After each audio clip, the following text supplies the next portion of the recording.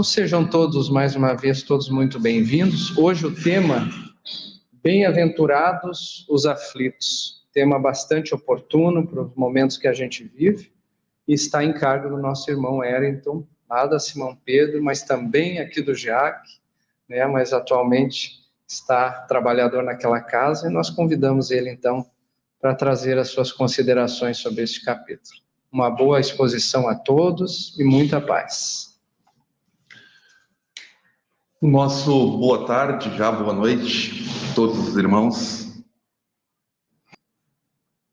Que possa o Mestre amado Jesus, nosso irmão maior, nosso guia, nosso modelo, se fazer presente em meio a nós, nos dando todo o amparo, toda a proteção, toda a assistência, para que tenhamos nestes momentos que aqui nos encontramos o êxito, possamos alcançar o objetivo, que é sair daqui um pouquinho mais de compreensão, um pouquinho mais de entendimento, buscando a reflexão, buscando a análise da proposta do Cristo para cada um de nós. Portanto, somos muito agradecidos. Por que não agradecer também esta casa que sempre nos acolhe, casa co-irmã, ou casa-mãe, onde tivemos ótimos momentos de convivência e por conta das questões pessoais, particulares, vamos nos adequando aos horários, aos ambientes, e hoje fazemos parte lá da Simão Pedro, casa da mesma índole, do mesmo objetivo, que é o crescimento moral e espiritual de todos nós. Como o nosso irmão Nelson já falou, o capítulo de hoje, capítulo 5 do Evangelho segundo o Espiritismo, Bem-aventurados os aflitos. Para começar a falar de aflição, já quero falar aqui aos irmãos que eu acabei de desmarcar, se estava marcado o Evangelho, que eu tirei aqui e coloquei num outro lugarzinho. Então já começou a aflição para alguém aí. Esse capítulo, irmãos, é o capítulo mais extenso do Evangelho segundo o Espiritismo, em termos de páginas. Não a propósito, tem muito a ver com a realidade do nosso querido planeta.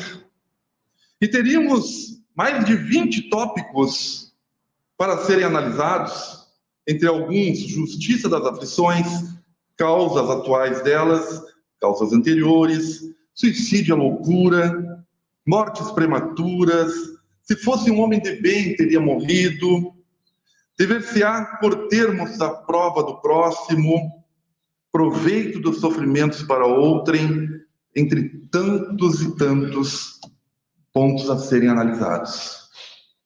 É certo que em 40, 45 minutos, uma hora, um dia, 24 horas, uma semana, um mês, não alcançaríamos abordar, analisar todos esses tópicos a miúde, fazendo uma análise profunda para que possamos, de fato, entender cada pontinho de cada tema tão importante, tão atual, que é abordado tanto neste capítulo como qualquer outro do Evangelho segundo o Espiritismo. E quando buscávamos preparar, então, esta tarefa, buscando subsídios, arriscando escutar ali Divaldo Pereira Franco, Haroldo Dutra Dias, que traz um compêndio de informações profundas, nos colocamos em nosso lugar e pensamos: irmão Wellington, te posiciona então na tua condição de abordagem destes temas, fazendo com que os irmãos que venham a te ouvir, não o Wellington, mas sim a explanação doutrinária, possam de fato entender, quem sabe, uma palavra, sem colocar no risco dos desvios tão peculiares, quando não se tem domínio de todo o contexto. E buscávamos então alguns pontos importantes para aqui abordar. E eis que hoje de manhã, junto com a nossa irmã, que eu esqueci o nome, que ela está lá, fazendo a campanha de arrecadação do quilo, lá no Baita Super, na Frederico Dil, estávamos nós lá, então, abordando os irmãos, e eis que chega um grupo de irmãos de uma outra crença, de uma outra religião, com o mesmo ideal, que é buscar o auxílio ao semelhante. Nos abordaram, me perguntando da minha crença, se acreditava em Deus, se eu sabia por que de tantas tormentas no mundo, por que tantas aflições, o que eu entendia sobre isso. E colocamos algumas palavras, e um dos irmãos contou então uma pequena história, que vou repetir, para darmos início então a esse nosso momento aqui de reflexão. Dizia ele, Deus, quando construiu o mundo, quando construiu esse planeta, procurou sementes boas, sementes sadias, sementes de virtude, para semear no nosso querido planeta Terra. E assim o fez. Preparou o terreno, adequou tudo certinho para que essas sementes do bem, da virtude, do amor, viessem a eclodir, para que a sua criação, seus filhos, que somos nós, pudéssemos então fazer uso dos frutos dessas sementes. Porém, todavia, entretanto, e vamos citar agora o nome que este irmão, por crença, assim o faz, diz que o diabo também pensou da mesma forma, observando daquela condição, e diz, se Deus vai semear coisas boas, vou colocar as minhas sementes de coisas ruins, de negativismo, antimoral. E assim o fez, colocando na mesma terra já preparada por Deus a sua semeadura. E eis que ambas sementes então eclodiram, e por coincidência muito semelhantes, muito iguais, principalmente nos primeiros momentos que vinham crescendo, folhas parecidas, flores semelhantes, e aí a confusão se fez. A criação de Deus, então, agora, não entendendo muito bem o joio e o trigo, as suas diferenciações, começou o cultivo de acordo com os seus interesses, com as suas necessidades, com os seus flagelos. Muitos colheram, sim, os frutos do bem, mas a grande maioria, por ignorância de conhecimento, e aí entra a questão da erva daninha, que se prolifera muito mais rápido, em abundância, começou a colher destas, gerando então as diversas aflições. O raciocínio do nosso irmão não está muito distante, não, da dura realidade.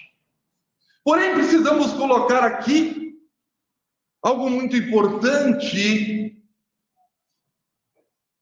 que é a pergunta feita por Kardec aos espíritos superiores: quem é Deus? E os espíritos informam, então, inteligência suprema, causa primeira de todas as coisas. Deus, então, inteligência maior, que rege, que organiza, que disciplina, que determina as leis imutáveis, sábias e boas de todo o universo.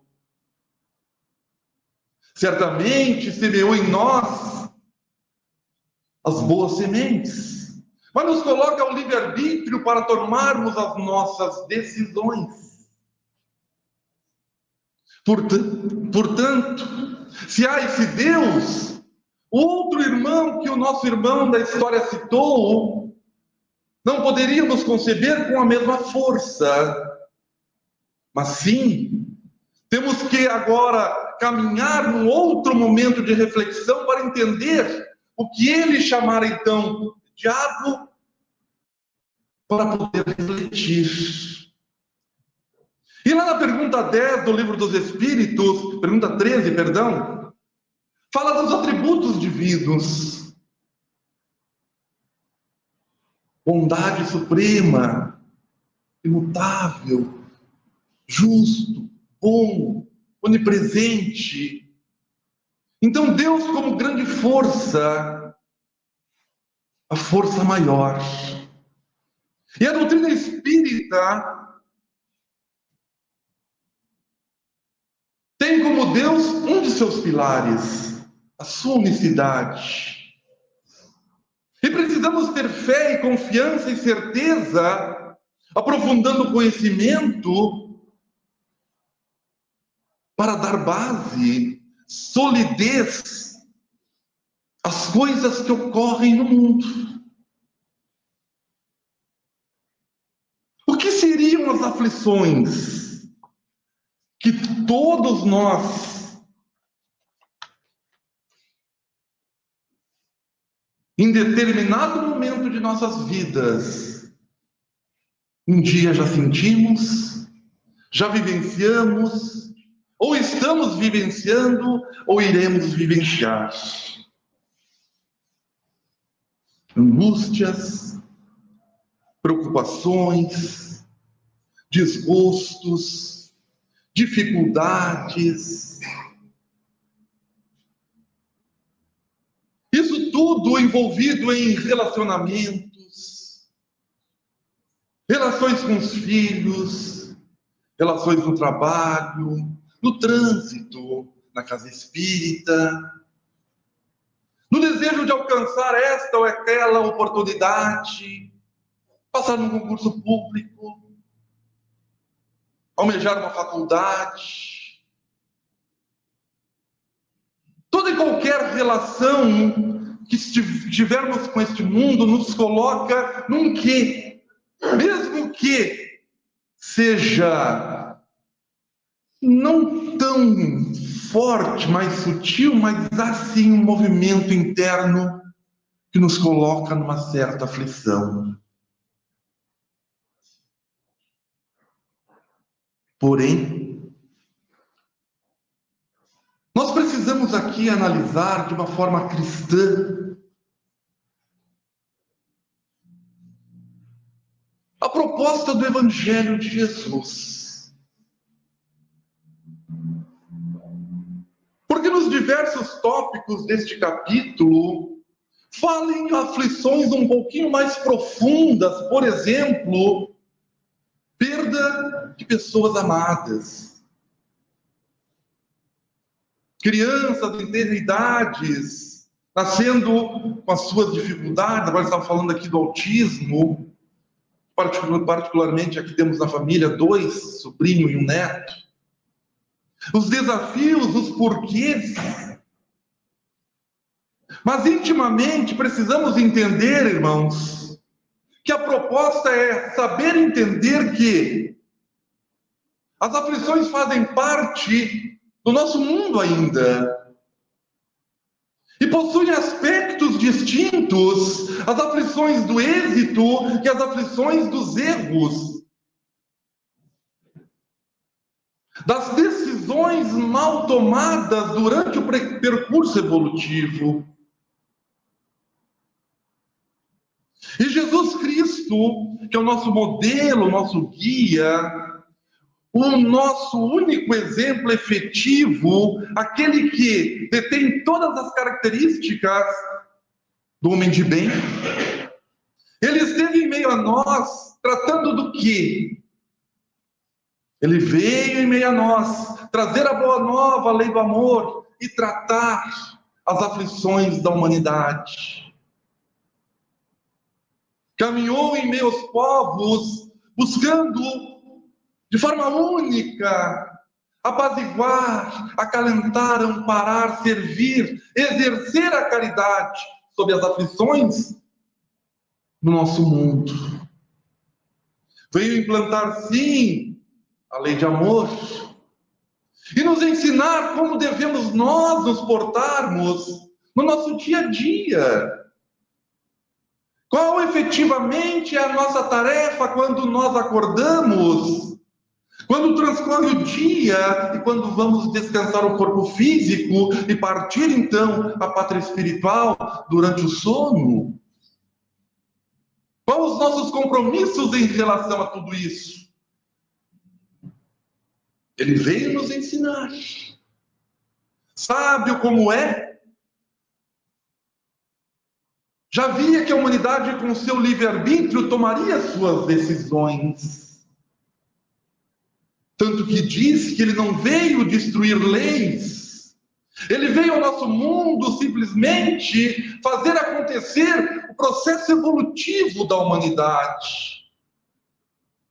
E este processo evolutivo se dá de uma forma uníssona, sequencial, porque uma das leis de Deus é a lei do progresso, tanto dos mundos habitados e os seus habitantes, a chamada humanidade, dos encarnados e desencarnados.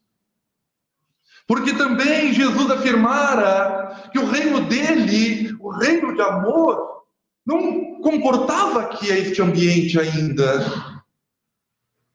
Ainda o planeta Terra, galgando num processo quase que primitivo naquela época, já em provas e expiações, estava necessitando sim de novas ideias, de uma nova alavancagem, por isso de sua estadia em meio a nós.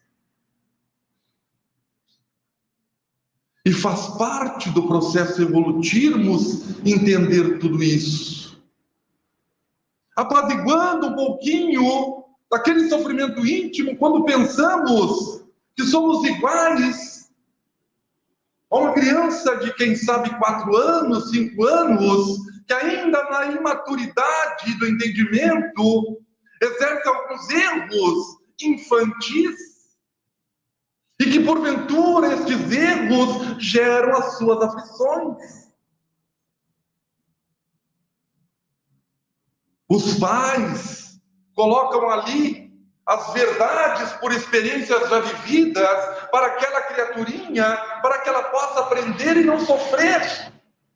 Da mesma forma que os mais velhos já sofreram. O tempo se sucede e sabemos que as decisões são tomadas depois do chamado 18 anos, onde assumem as suas responsabilidades. E o planeta Terra, então, como diz lá no capítulo 3 do Evangelho segundo o Espiritismo, ainda um planeta das 5 possibilidades evolutivas, está no 2º nível ainda. Então, pequeninos. E ali é um conflito constante de acertos e erros. Porém, entretanto, nós estamos passando por um momento ímpar, maravilhoso. Um momento de promoção, vamos dizer assim, uma promoção divina, onde o nosso querido planeta Terra vai ascender um degrauzinho evolutivo, passando para a tal da regeneração. Onde nós, homens e mulheres, a humanidade, vai exercer sim um papel de reciclagem, de refazimento, mas não com tanto sofrimento como se viu na história, podendo agora descansar um pouquinho mais, ter um pouco mais de lenitivo, mas ainda teremos esse conflito, esse sequencial entre o bem e o chamado mal, que é a ausência do bem. Muito lá na frente, chegaremos sim a um nível de planeta feliz. Aí sim, teremos o quê? O bem superando o mal. Até chegar a um nível de planeta divino que aí um outro grau evolutivo muito aquém do nosso entendimento ainda.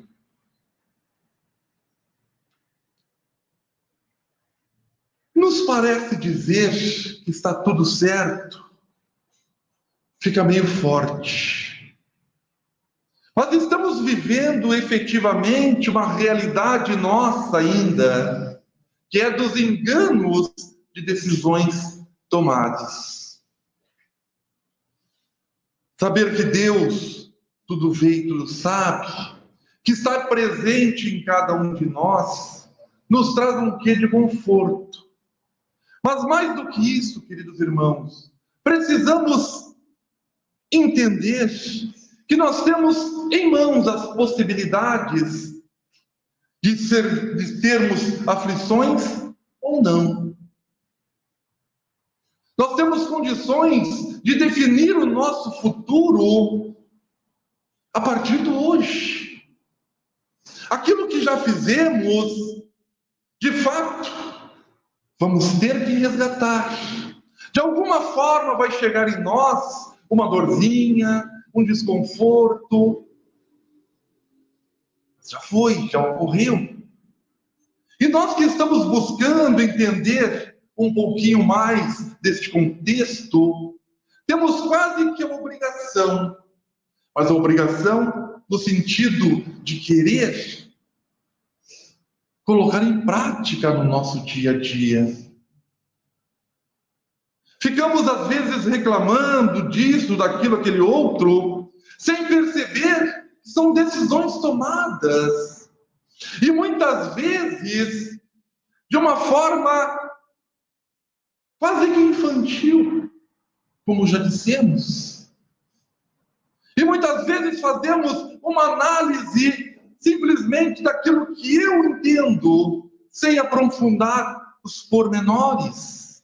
Entender o contexto todo.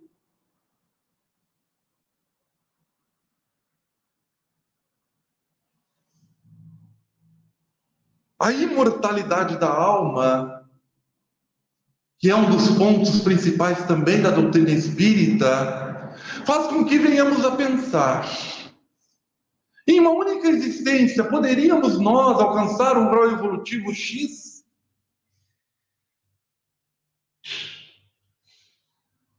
Crianças, como já dissemos, que nascem em situações aos nossos olhos desconfortáveis, teria alguma lógica justa ali? Não.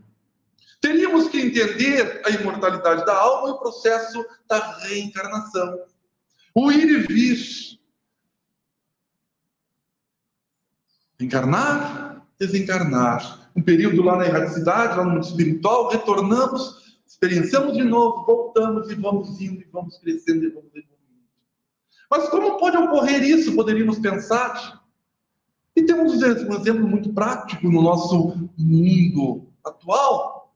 A escola. E uma criança entra na faculdade, tem que algumas crianças hoje aí já estão vindo aí com um conhecimento fantástico, né, das outras encarnações, mas lá, berçário, ciclos menores, e vão aprendendo, saem de férias, tornam a pátria espiritual, ou vice-versa, né, poderíamos pensar assim. Retornam de novo, um outro grau evolutivo, ali na segunda série, e vão indo, retornam de novo, mais umas férias, e vão aprendendo, e vão crescendo, e vão experienciando, e alguns destes matam a aula, vão só para merenda, né, velho? Era bom merenda da escola, né? Vão só para merenda, vão para ficar lá fazendo só baguncinha e tal. Esses aí não vão ascender, da mesma forma que ocorre com a espiritualidade. São decisões tomadas. Os mestres estão ali para ensinar. E nós temos essas opções de querer aprender ou não, de querer evoluir ou não. E é assim que ocorre com a humanidade. Experienciando, agregando valores. E essa consciência nós precisamos despertar em nós. a grande maioria da humanidade está buscando a aflição pelas suas decisões ainda enganosas, ainda não compreendendo, então, da imortalidade da alma, da reencarnação, da lei de causa e efeito. Mas nós temos que buscar as aflições do testemunho. Aquela aflição que efetivamente vem agregar o valor para que possamos ascender como ser. E nós vamos buscar então, nesta obra maravilhosa aqui, Boa Nova, Chico Xavier por Humberto de Campos,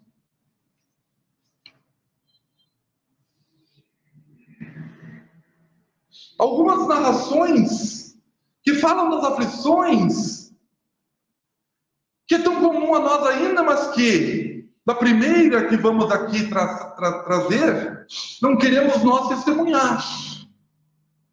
Porém, a fé, a certeza daquilo que Jesus nos ensinou, fez com que essa irmã tivesse uma das aflições aos nossos olhos das mais terríveis. Porém, ela dá uma aula, sendo aflita com desejo de alcançar um novo momento evolutivo. E vamos encontrar então Joana de Cusa, ao tempo de Roma, no momento ápice da perseguição dos romanos aos cristãos.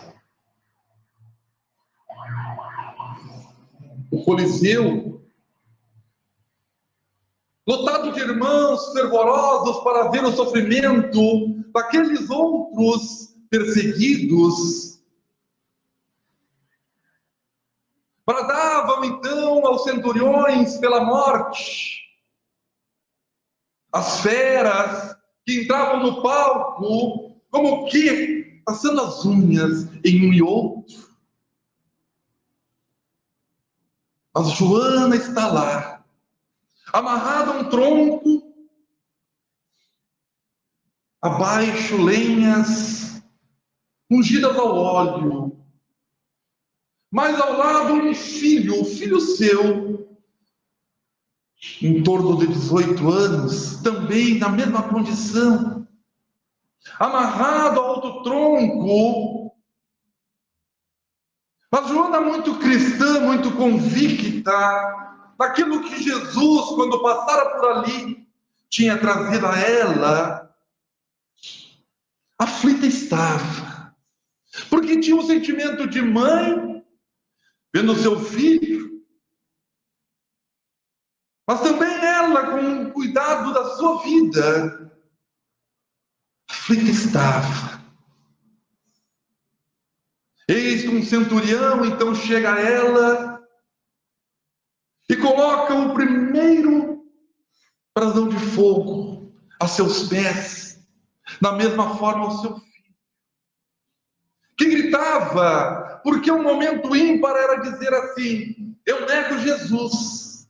E quando negasse Jesus, tirariam ambos da fogueira. E o filho gritava: mãe, abjura o mestre, nega o mestre, mãe, nos salve. E Joana, com a sua fé absoluta, firme, porém aflita, porque ainda é do ser humano as aflições. Joana olhava para aquele rapaz que amava tanto, mas sabia que Jesus amava muito mais. E que Jesus, certamente, em momento oportuno, apaziguaria aquele sofrimento, que, por certo, estava dentro da justiça de Deus, que é justa, que é boa. E se ali estava ocorrendo, porque há de ser. Joana olha para o seu filho e diz: cala-te, filho. Tenha fé.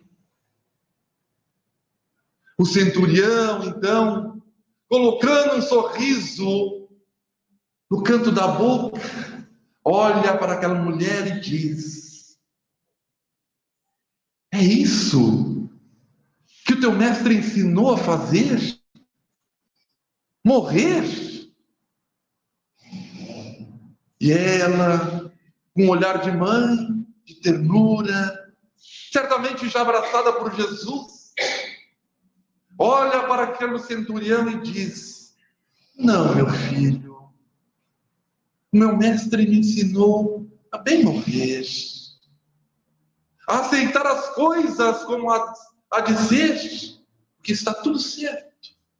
Mas mais do que isso, me ensinou a te amar e te perdoar. Cumpre o teu papel e que assim seja. Nesta hora, a labareda já vem queimando ambos os corpos. Mas segundo relata Humberto de Campos, as dores do corpo não eram sentidas mais, porque Jesus Cristo estava presente ali, com sua pleia de espíritos amigos, acalentando aquele coração de mãe, amparando aquele filho que ainda não tinha certeza das decisões que precisaria tomar em relação ao contexto maior.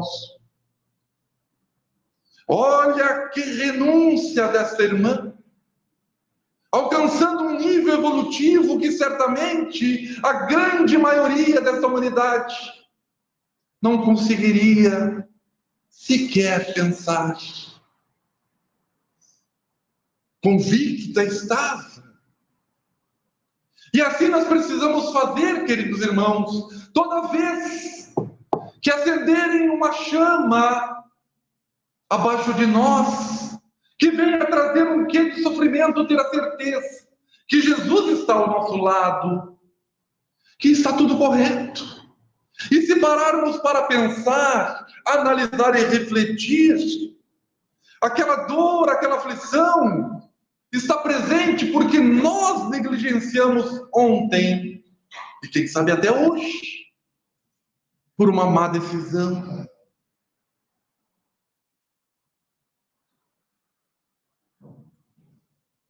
Claro que este exemplo é muito forte, mas vamos trazer para o nosso cotidiano um outro momento em que Jesus Cristo faz uma análise do porquê do nosso mundo estar como está.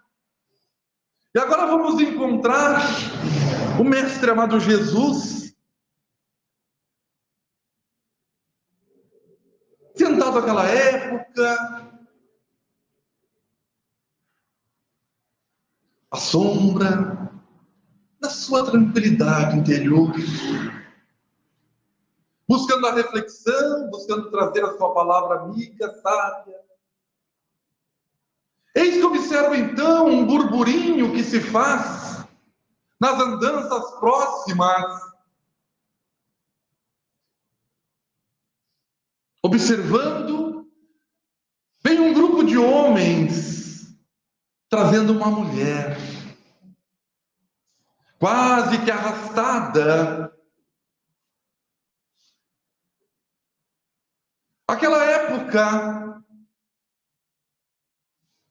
a mulher adúltera, e aquela mulher então, portanto, adúltera, por lei que regia, era levada à praça pública e apedrejada.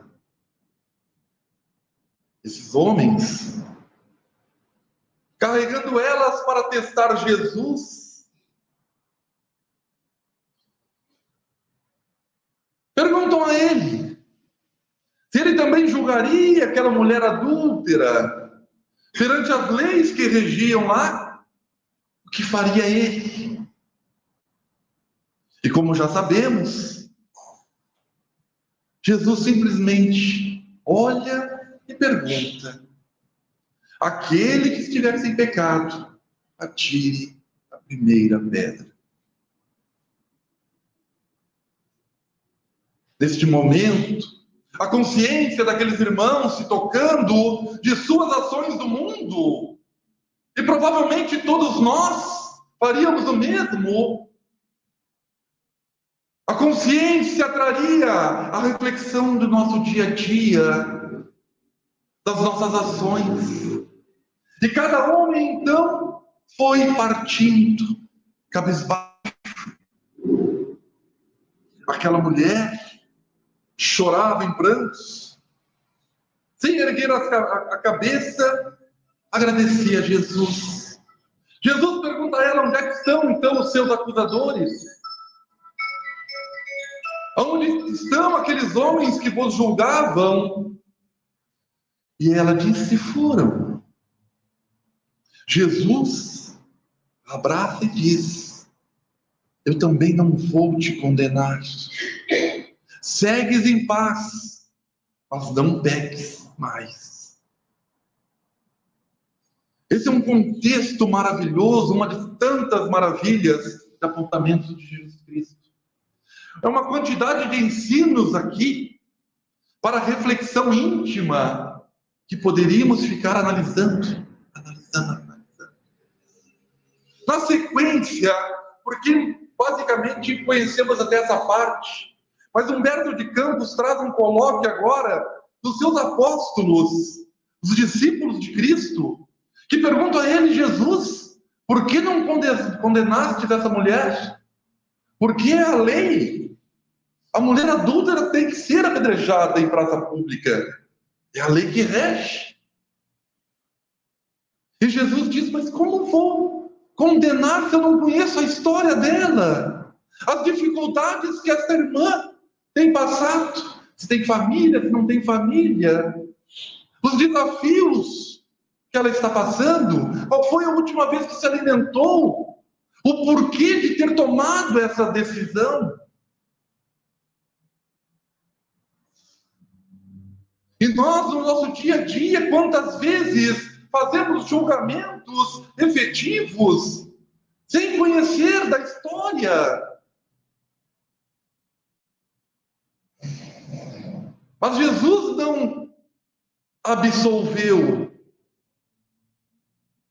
Orientou, diz: não peques mais, porque os erros que ela trouxe efetivamente pela lei maior, em determinado momento, se apresentará como há de ser pela lei de causa e efeito.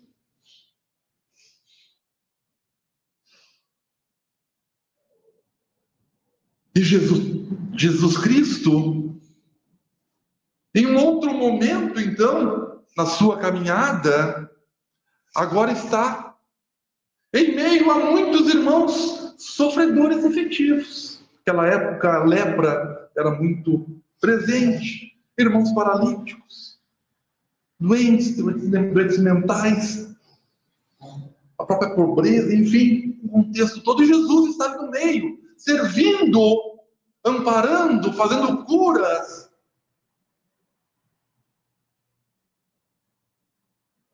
E os seus apóstolos, então, o questionam: por que, Jesus, que esses irmãos passam tanto sofrimento e outros tantos nem tanto?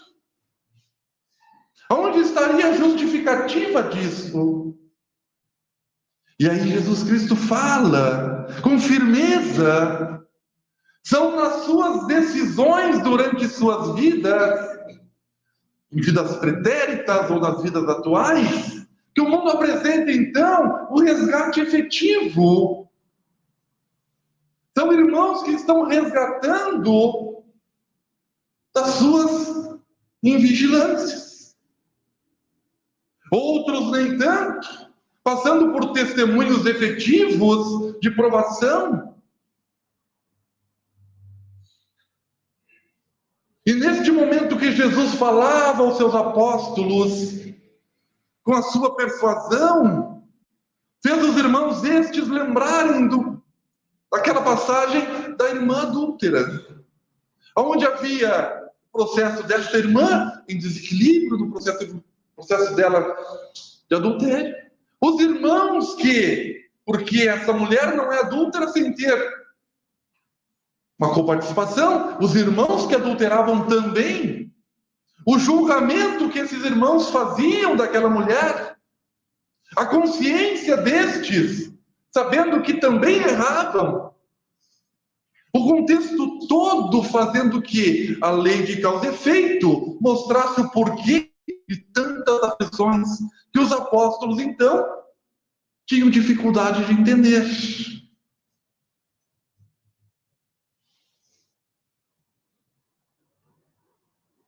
São relatos interessantíssimos. E os irmãos que não leram ainda essa obrinha, Boa Nova, é muito interessante de ler.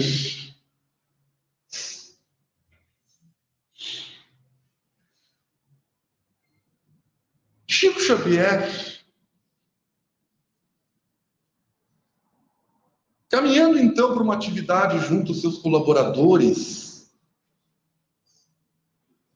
em plena rua, num colóquio fraternal, observa do outro lado da rua um irmão que está lá, deitado ao chão, tapado com poucas vestes,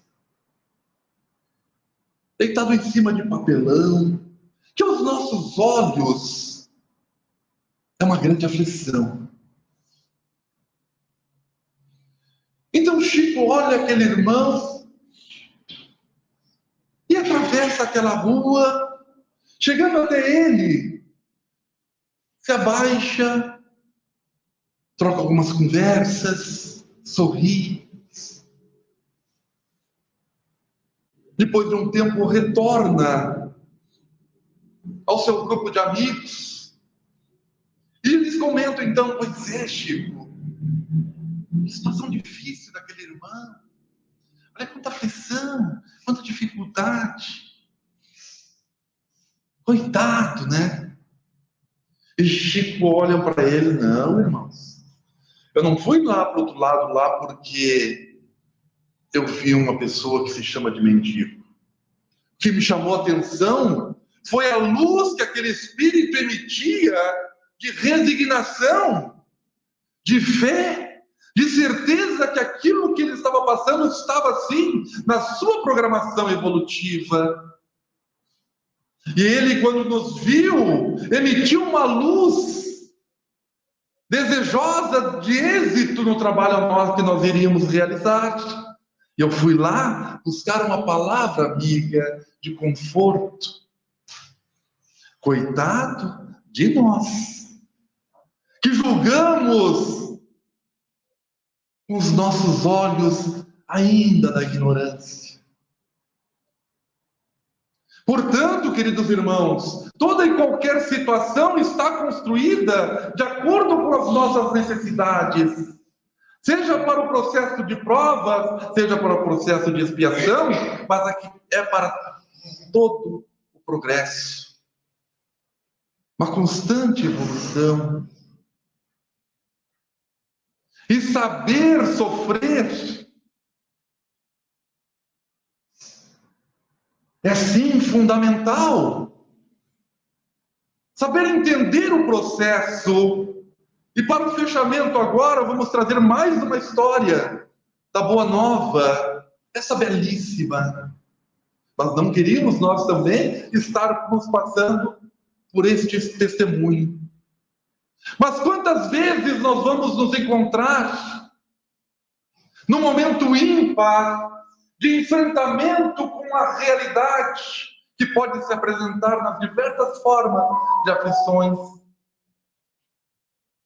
Nós temos que ter a convicção que a intuição amiga vai se fazer presente em nosso ouvido, nos dando o norte para que possamos passar felizes.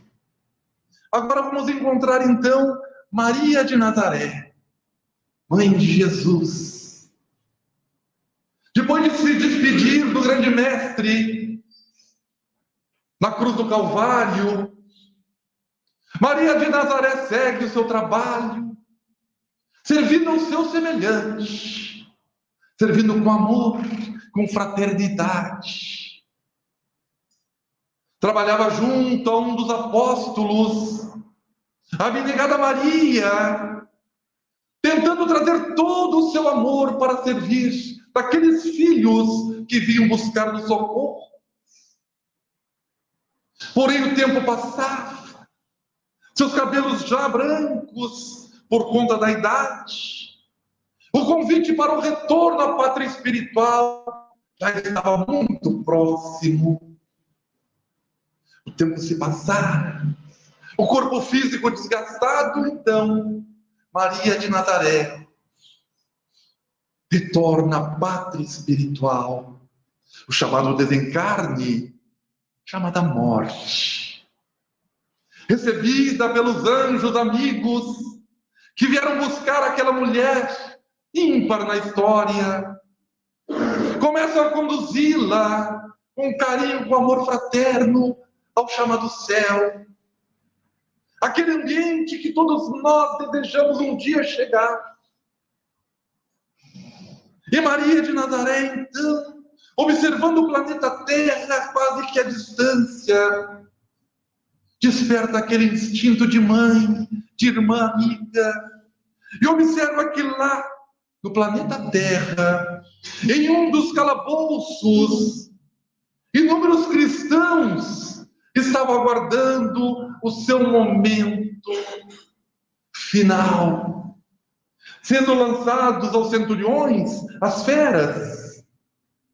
E pede ela, então, aos espíritos amigos, permita um último momento junto aos meus filhos. E Maria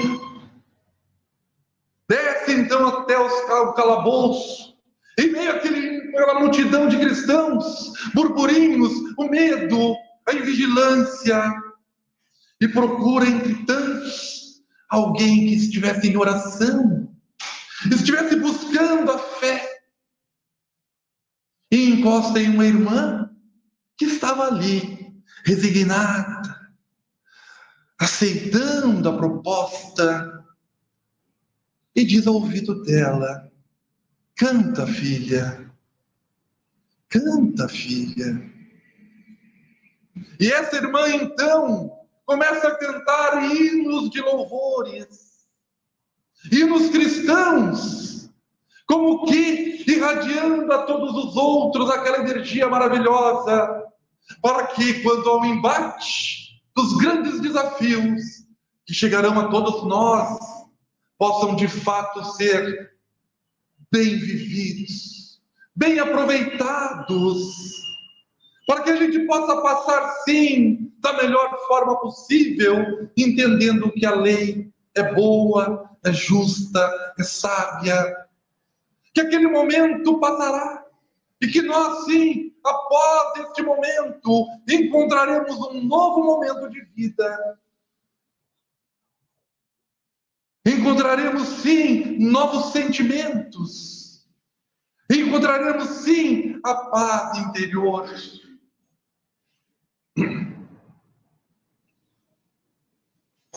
E fica assim, queridos irmãos, porque o horário voa, já passamos 3 minutos, as nossas desculpas, que possamos, ao sair daqui, sairmos refletindo sobre o que deste capítulo, que possamos chegar ao nosso lar, ler, reler, aprofundar o conhecimento. As obras básicas são fundamentais.